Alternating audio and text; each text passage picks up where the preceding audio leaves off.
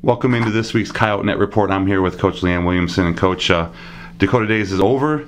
A loss to Denver, tough home loss to Denver. You're in sets 1 and 3 to the very end, but to bounce back and get a win over your arch rival. Just some overall thoughts on making it through Dakota Days. I mean, we were excited to be home on Friday. To have kind of that excitement surrounding a match like that was definitely good for our program. I think you saw it through the students coming out and making an impact on the match in different ways. So we were excited to kind of have that opportunity, and then to obviously finish Dakota Days, even if it was at South Dakota State, with a win was definitely a good way to end. So, I think against Denver, we learned a lot, but I think we'd love to have that match back, as always, with a loss. But we did learn some things, and I think even you saw going into Sunday's match. So overall, I think obviously you'd love to be able to come out of that 2-0, but I think we're able to move forward as a team and hopefully continue to get better here. You look real quick at the Denver stats. 3 girls with 11 kills. Taylor, Alette Wilson, Haley Dodseth, Christina Suzak, all with 11 kills. Balanced offensively, a .260 hitting percentage, and yet, it doesn't look like you got swept. Yeah, and unfortunately, some of those situations when the hitting percentage is the way it is, I think we were pretty happy actually with our offensive production. We were pretty low error other than the first game, and I think to not be able to come out with a win is obviously a little bit frustrating, but I think the thing that it goes into is some of those unstatable plays, some of the things that you don't necessarily see show up on this sheet that affected us. And I think that's one of the things that we actually took away from Denver still, is that I still think that we were in control. Now, unfortunately, the control that we had, we're making some errors that definitely affected the outcome of the match. And those are things that we have to continue to learn from within our program and make sure that we can be crisper in those situations down the road, even going into this weekend. So, offensively, we've got to be able to find ways to continue to produce like that against a very good team. And now I think some of those plays that you don't necessarily see show up on the stat sheet are the things that we need to clean up. And then a bounce back on a quick road trip to Brookings, bounce back with a sweep of your arch rival.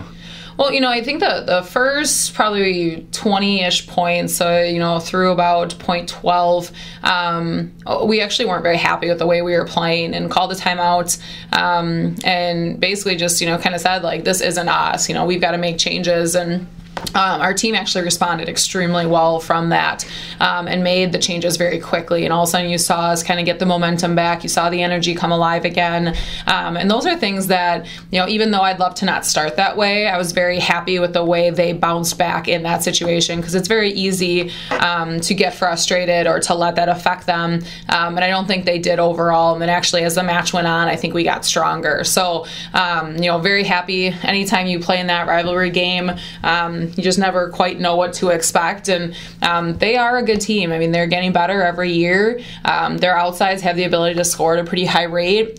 We just think our block did a pretty good job of slowing them down and allowing our defense to transition, really pick up through the match. And Haley Dodseth, 16 kills. Taylor Wilson, 14 kills. Elizabeth Lotion, 8 kills. Another balanced effort. Almost 3 in double figures again for the second straight match. Just talk a little bit about Haley. 1,000, obviously her 1,000th kill on Sunday. To join not only the 1,000 kill club, but to join the 1,000 kill, 1,000 dig club is obviously a huge milestone.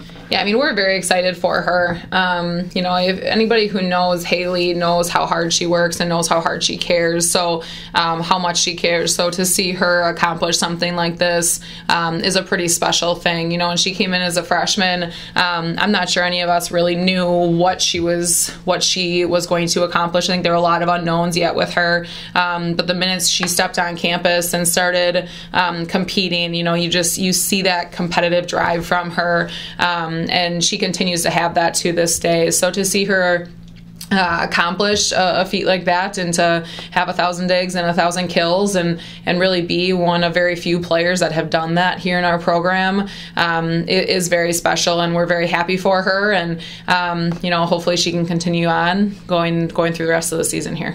The Yotes sit at 5-1 in conference play as we head into the final week of the first half of the season. Omaha, here on Friday at the Sanford Coyote Sports Center, is 5-0, coming in undefeated, is one of 2 undefeateds, and then a quick trip to Grand Forks to play North Dakota. Yeah, I think excited to be home again. Excited not to miss class again this week. Play at home versus Omaha, who's playing extremely well right now. So I think the challenge for Omaha right away is just the fact that they are undefeated and they are at the top, and that's a really good opportunity for us to take a match from one of the top teams right now and put us into a really good place moving forward.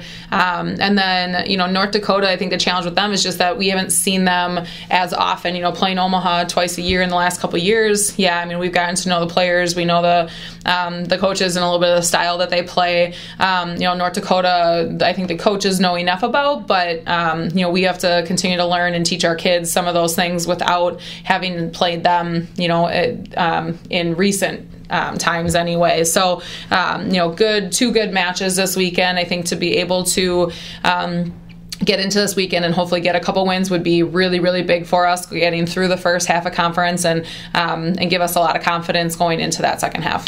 And finally, you look at Madison. I mean, she's now, almost halfway through her first season as a starting setter, and yet your back row is still, with Ann and Mihana. And Lolo jumping in now in the back row a little bit with Lauren. Just talk about having those three key components still come together to get those victories and to get the success, keep going.